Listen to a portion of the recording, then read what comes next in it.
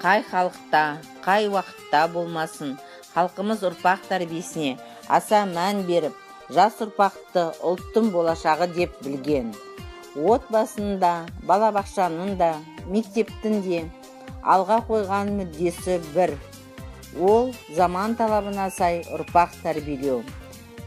Бала тәрбиесі баршамыздың ортақ ісіміз деп білетін, заманға сай ұрпақ тәрбиелеп отырған Астана қаласының Есілдің сол жақ жағалауының Ильинкада орналасқан нөмірі 62-ші Нұрсәуле балабақшасы ерекше көз тартады. Балабақшаның айналасы тап-таза, іші сырты әсем безендірілген, санитарлық нормалар мен мемлекеттік стандарттық талаптарға сай. Балабақшада мультимедиалық тақта, музыкалық аппаратуралар, әдістемелік құралдармен жабдықталып, тәрбиешілер мен мамандарға жұмыс істеуге толық жағдай жасалған. Осындай тамаша әсем балабақша ашылғаннан бастап меңгеруші қызметін Жүсіпбекова Гүлжан Кәрімжанқызы мен әдіскер қызметін Қайырбекова Гаухар Төлегенқызы атқарып келеді. Педагог қызметкерлер тұрақты, жеткілікті. Балабақшаның жобалық қуаттылығы 280 орын. Балабақшада 15 топ, оның ішінде 2 шағын орталық бар. Онда 350 бала тәлім-тәрбие алады. Жылдық жоспар бойынша ұйымдастырылған оқу қызметтері, мерекелік іс-шаралар, ертеңгіліктер, сайыстар, ата-аналардың қатысуымен де іс-шаралар ұйымдастырылып өткізіледі. Сонымен қатар балабақшада қосымша ақылы қызметтерден вокал, карате, ағылшын тілі, логопед, шахмат дойбы, изо-студия, робототехника, хореографияда мамандар жұмыс істейді.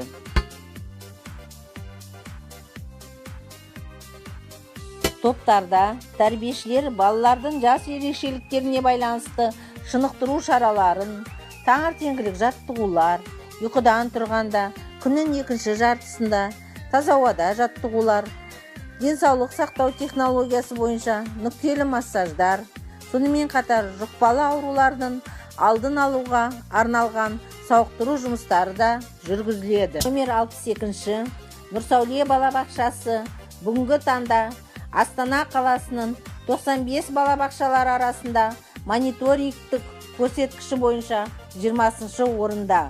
Оның өзі балабақша деңгейінің жоғары екенін көрсетеді.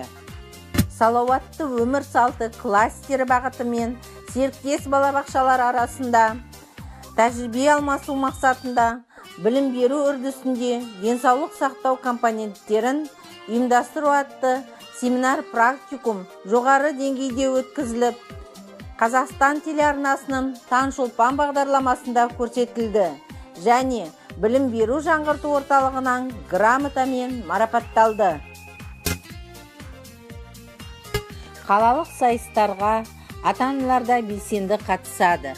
Мысалы, қысқы қиял ғажайыптар сайысында спорттық, ойындық, учаскеге мүсіндер жасауға ата-аналар көмектесіп, нәтижесінде балалар қыс бойы лабиринттерде жүгіріп ойнап, сырғанақ тепті және 2-ші дәрежелі диплом алдық. Сонымен қатар қысқы спартакиадада Астана паркінде өткен мерекеде шаңғышы ата-аналардың арқасында 2-ші дәрежелі диплом мен кубокқа ие болдық. Әжелер де балабақшада әжелер сайысына қатысып, өз өнерлерімен, шеберліктерімен, тәжірибелерімен бөлісті. Әдіскер, тәрбиешілер мен мамандар әрдайым курстарға қатысып, білімдерін жетілдіріп, біліктіліктерін арттырып отырады және білімдегі жаңалықтар, білім айнасы, мәртебелі мамандық, балабақша меңгерушісі мен әдіскері, өзін-өзі тану KZ, республикалық танымдық газет-журналдарға мақалалары шығып, алғыс хаттар мен мақтау қағаздарымен марапатталды. Балабақша қаладан шалғай жатқанына қарамастан, балалар қалалық, республикалық, халықаралық жарыстарға қатысып, 1-ші, 2-ші, 3-ші дәрежелі дипломдарға ие болды. Атап айтқанда, жол жүру ережесі, бас жүлде, жұлдызды жол, диплом 3 орын, Үркер республикалық марафоны 1-ші, 2-ші, 3-ші дәрежелі диплом, кубок, алғыс хат, пони халықаралық 1-ші, 2-ші, 3-ші орын диплом, ертегілер елінде байқау 2-ші орын, Үркер жұлдызына кітабына 2 бала шығып, медаль мен дипломмен марапатталды. Сырттай видео байқауынан гран-при, сырттан әннен байқаудан 1-ші орын, Астана қаласының 20 жылдығына шығармашылық байқаудан 1-ші дәрежелі және 3-ші дәрежелі дипломдармен марапатталды. Балалар біздің болашағымыз. Сондықтан бала тәрбиесінде ұлттық құндылықтарды бойына сіңіре отырып, тәрбиелеу, баланың жақсы қырларын аша білу, тәрбиешілер мен мамандардың басты міндеті. Осындай қиын әрі қызықты балабақша жұмысын номер 62-ші Нұрсәуле балабақшасында әр педагог заман талабына сай жаңа инновациялық әдіс-тәсілдерді шеберлікпен қолдана отырып, ата-аналармен бірлесе жұмыс жасай отырып, балаларды тәрбиелеуде жоғары жетістіктер көрсетті деген сеніммен айта аламын.